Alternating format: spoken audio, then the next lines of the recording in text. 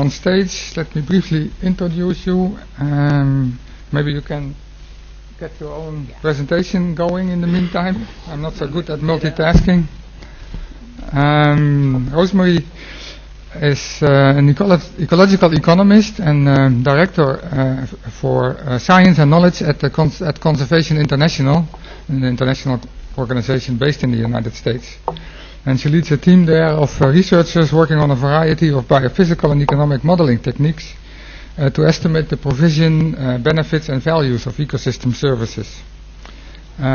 She also, working at a conservation organization, wants to make the link with science and practice, of course. So she works at the development of decision support tools to use mapping and valuation of ecosystem services to facilitate trade-off analysis. In terms of fieldwork, she's very knowledgeable of areas in Brazil, especially the Brazilian Amazon. And I'm not so sure if you will be talking about that in your presentation, but I do hope you will share some of your practical insights with us. And maybe a last thing to mention is that before she went to Conservation International, she also worked at the World Bank to advance the understanding of that organization in market mechanisms that can be used to conserve biodiversity and support the provision of ecosystem services in relation to livelihood issues. So, having said that, please share your experiences with us from the conservation perspective and the practice of ecosystem services.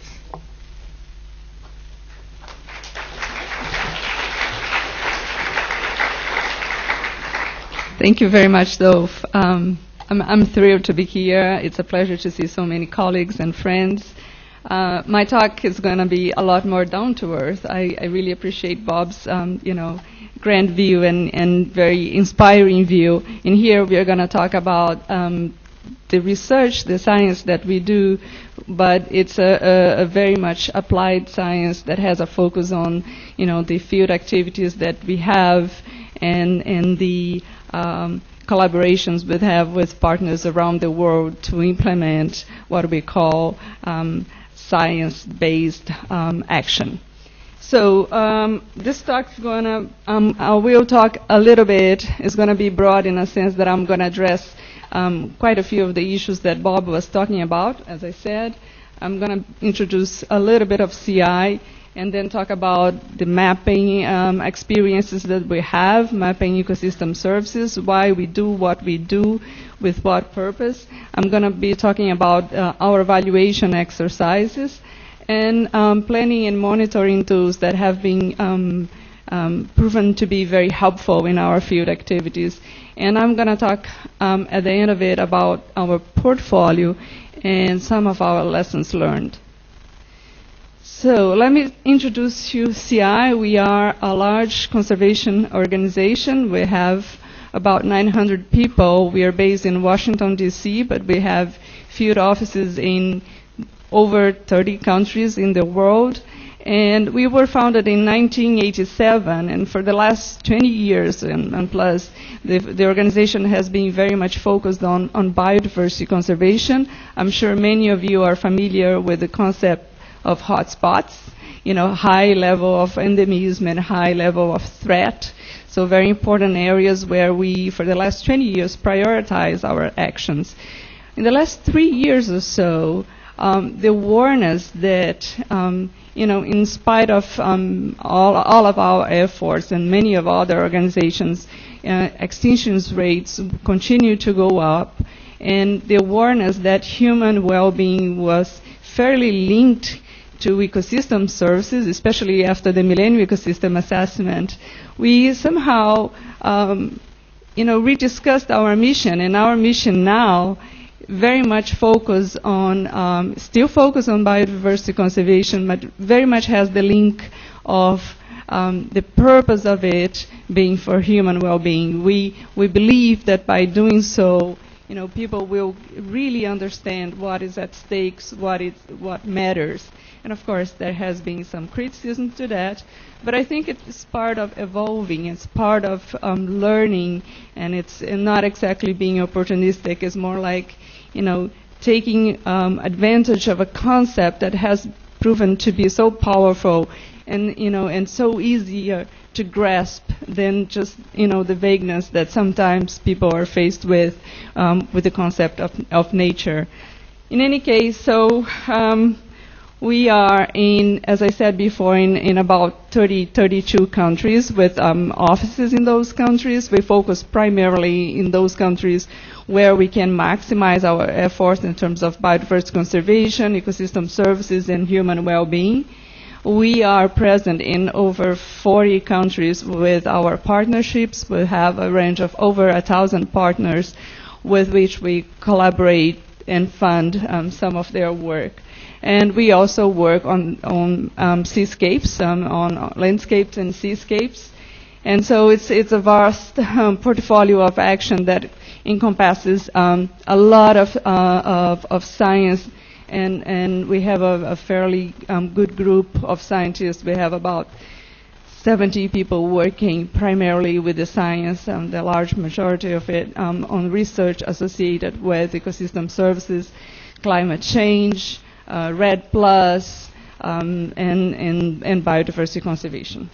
So let me start then what I say is the focus of this presentation. A couple of years ago, the Moore Foundation asked the Bridgespan for a report on where we were at the time in terms of the concept of ecosystem services and its applicability in terms of conservation actions.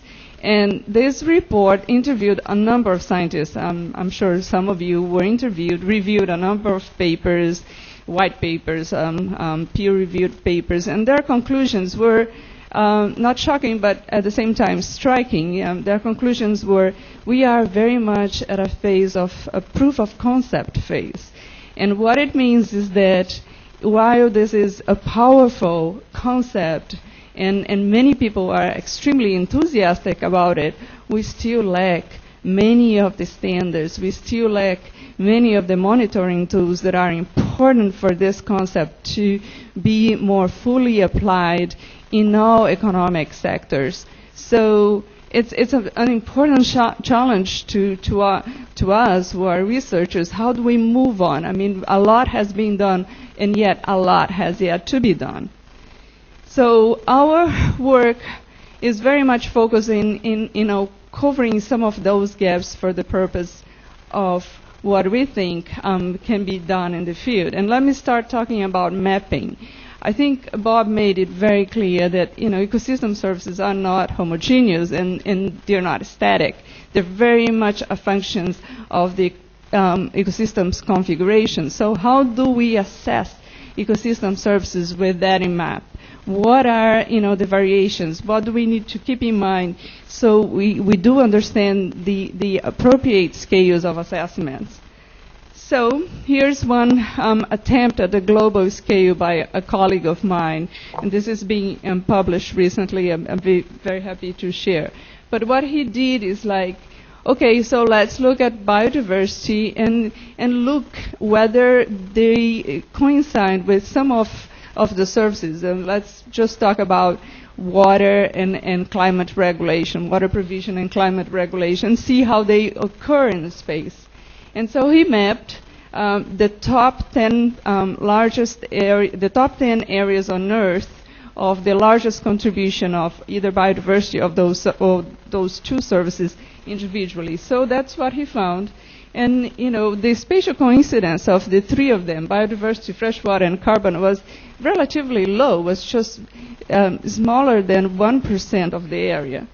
So, well, what the results showed is that, in fact, they don't really seem, when looked isolated, to really coincide in space. Look at, for example, biodiversity as measured by range, restricted, threatened species.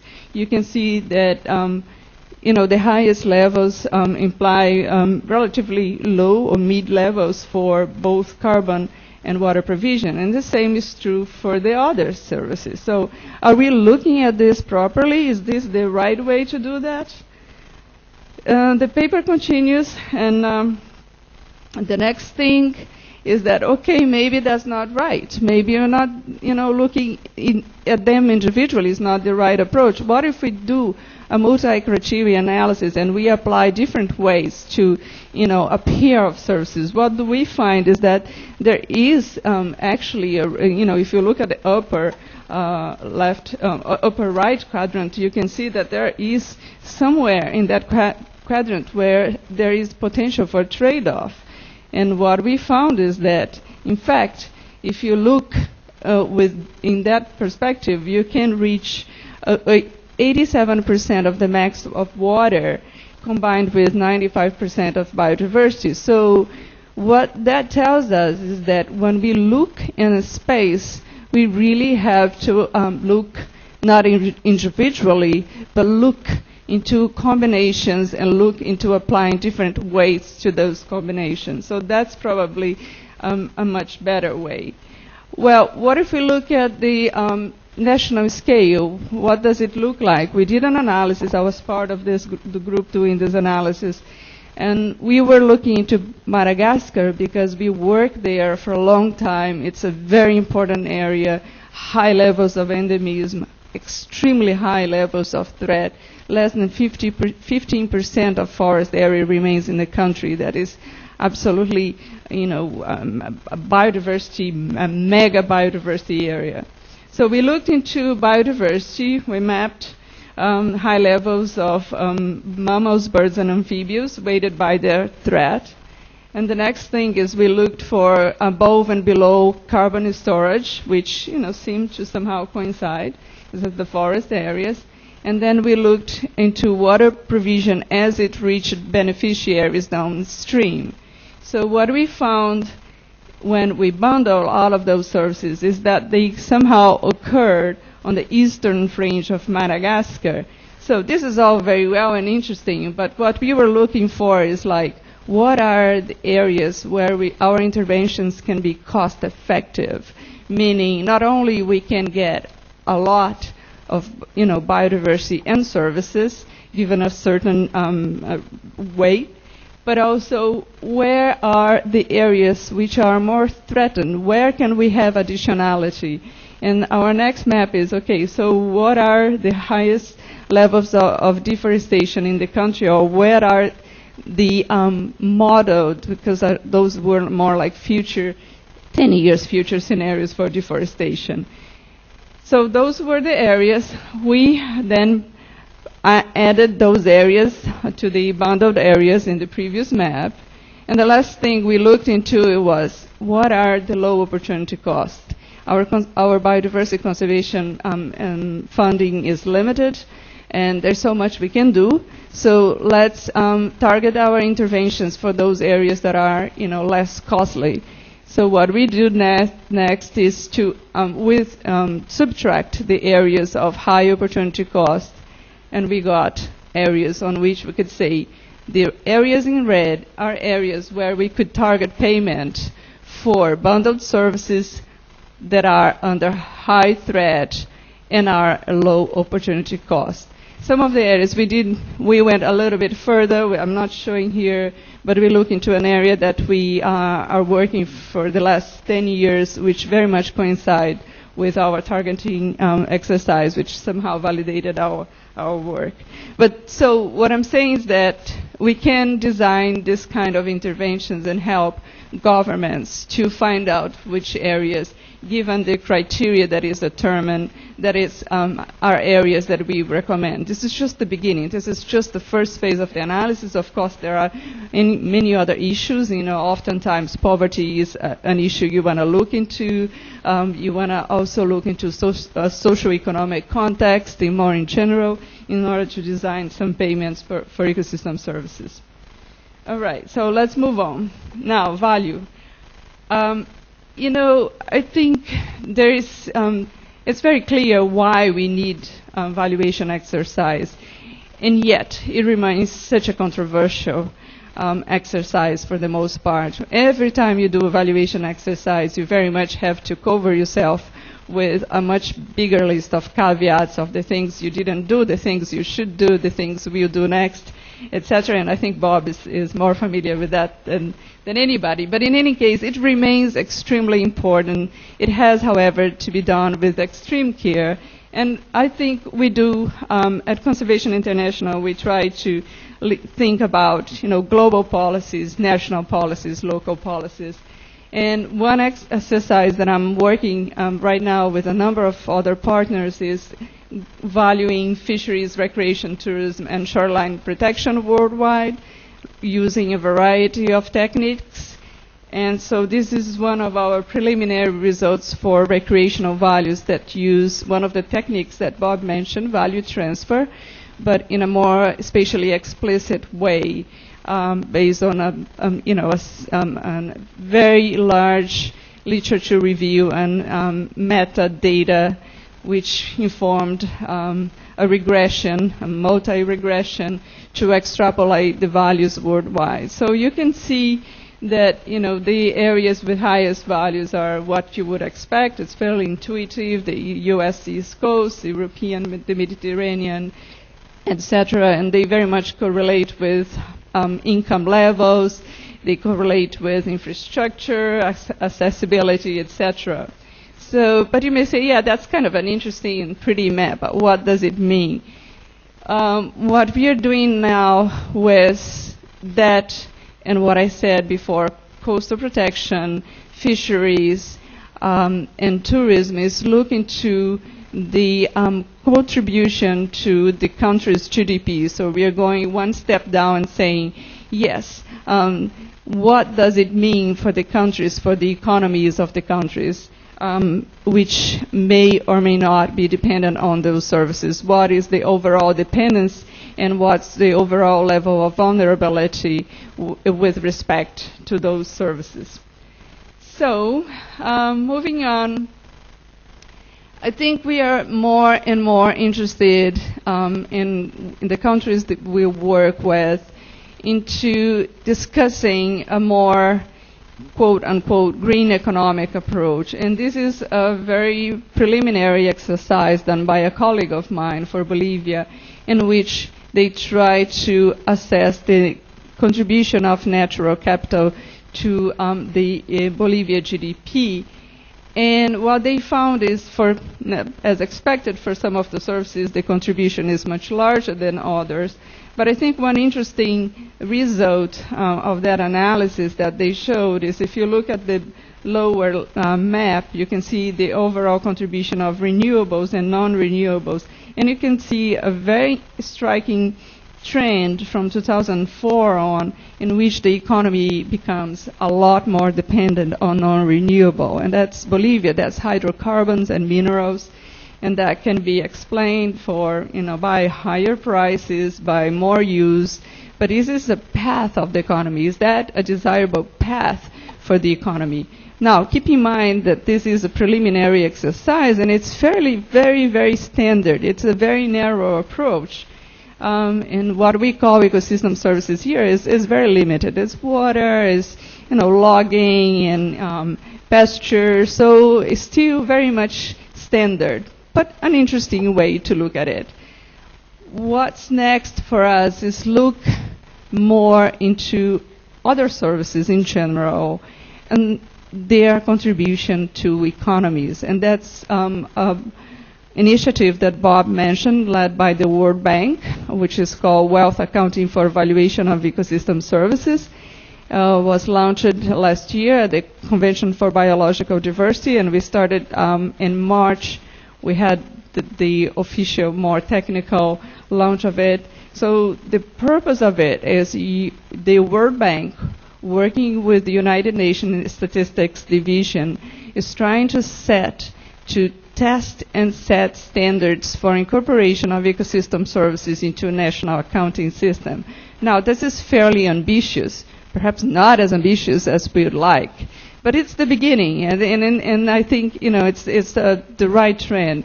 These are the countries which are being pilot countries, and work has already started. Botswana, Colombia, Costa Rica, India, Madagascar, Philippines, and Mauritius. The one in parentheses are potential countries, and they haven't been decided yet. Australia, Norway, UK, and Canada are the developed countries that will likely use a similar approach. I'm working with, we just got a contract from the bank to work on that in Madagascar. And for the next 4 months, we're going to be looking into the ecosystem services, a very small set of ecosystem services in one specific region in Madagascar, which is called CAS. It's a set of protected areas with human uses as well. One of the issues that we want to do apart from modeling and valuing the ecosystem services in that area is address issues of scalability. How do you go from a fairly narrow or fairly small scale to the country level? And how do we integrate that into national policies? So we are very much at the beginning of it. It's very preliminary, but I think we are heading in the right direction. Now, what the tools that we'll be using for that are, the usual suspects too. I'm sure you're very familiar with that. In the Madagascar case, we'll be using ARIES, which we have already started working in Madagascar as a case study. And I think the unique of ARIES, which stands for Artificial Intelligence for Ecosystem Services, is its ability to move beyond the provision of services to a more beneficiary approach in which the ecosystem services flow in a space and reach communities and populations. So this is, we are moving beyond. Most of the tools we have so far address only the provision. With ARIES, we can address how they, the spatial flow of ecosystem services in a landscape. Moving on, I have to say that I think one of the problems that we face and something we are working very hard with other partners is determining which metrics are important for ecosystem services and how we can test those metrics in the field. You're working in a pilot case in Tanzania with the Gates Foundation support, in which we are going to assess different provision of ecosystem services across different spatial scales and try to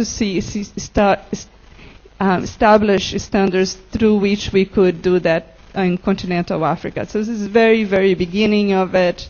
This project has just started, but it's one that it's, hopefully will shed light that will allow us to get a better understand with data that's being collected in the field.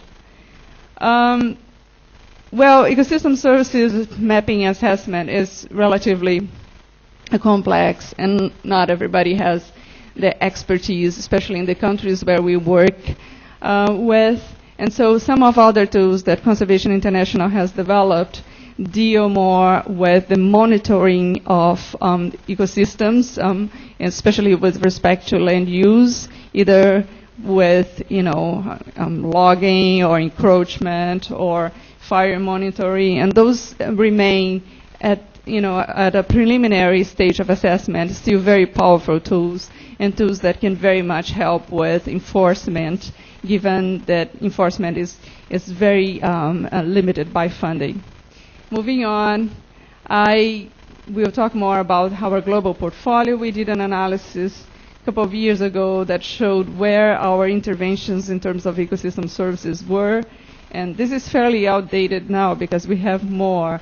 But basically, most of our interventions were focused in Asia and Central and South America. One of the interventions that stood up, and is still a very important initiative for Conservation International, is the Conservation Stewards Program, which happens in 9 countries and has more than 50 agreements with communities and villages on which they forego their right to deforest and they to protect biodiversity in those areas in exchange for some payments, either in terms of benefits to the community or in terms of direct payments. One of the successful examples we did in partnership with TTZ in Ecuador was the Grand Reservoir Chachi, in which we protected a fairly small area, 7,000 hectares, and provided benefits to 3 different communities. And so this program has evolved for from what I said, the very little limited initiative to what is now a national program, national payment for ecosystem services with the Programa Socio Bosque, which is the government of Ecuador payment for ecosystem services at a national scale, designed with the criteria that it focuses on biodiversity, high biodiversity levels areas, but also with a poverty alleviation criteria. It's a very successful program, a very important initiative, which we are very proud to have supported. To end this, what have we learned? We do, as I said, at Conservation International, we take the science of ecosystem services very seriously. We do have our field implementation and look into our portfolio of initiatives, which ranged from research to incentives to policy to funding initiatives. We found that a lot of the initiatives still lacked very, robust science on ecosystem services. Monitoring remains a terrible challenge. Oftentimes, ecosystem services are not very well described. Policymakers still have a difficulty understanding, so we need to have more spatially explicit tools that will explore trade-offs of different interventions. But we also realize that for all of the interventions, unless there is a very good understanding of the socioeconomic and ecological context, those interventions may not be successful. Stakeholders' engagement is very much crucial in all of this process from the very beginning, especially speaking in terms of the context of initiating a contract. Then you really have to do that knowing that there are obligations, and this is a partnership in which the stakeholders are committed to something. You hold them accounted to something. There's no way. There's no not a paternalistic approach.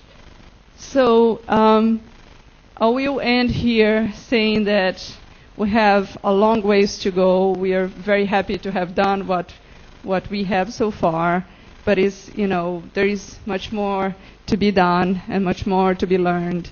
And I hope that some of the challenges and some of the issues that I presented here will excite you and will lead to research that will be focused on some of those challenges that we need to address. Thank you.